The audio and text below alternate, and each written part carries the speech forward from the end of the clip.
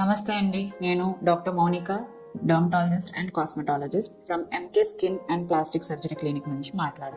ఈ రోజు మనం మెలాస్మా అంటే మంగు మచ్చలు దీని గురించి మాట్లాడుకుందాం. సో బేసిక్ గా మెలాస్మా అనేది ఎక్కువగా ఫిమేల్స్ లో చూస్తుంటాం 40 to 50 years ఆఫ్ ఏజ్ లో. ఇది ఎక్కువగా ఫేస్ మీద, అది కూడా ముక్కు మీద, చీక్స్ మీద, ఫోర్ హెడ్ మీద వస్తుంటాయి.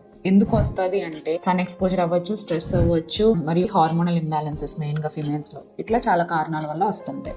దీనికి మీరు చాలా మంది బయట ఫార్మసీ లేదా ఓవర్ ద కౌంటర్ మెడిసిన్స్ వాడేయడం వల్ల అది ఎక్కువ అయిపోతుంటుంది. సో దానికన్నా మీరు ఒక క్వాలిఫైడ్ డర్మటాలజిస్ట్ దగ్గరికి వెళ్ళి కరెక్ట్ ట్రీట్మెంట్ వాడితే చాలా బెటర్. ఇది తగ్గడం కొంచెం టైం తీసుకునే ప్రాసెస్.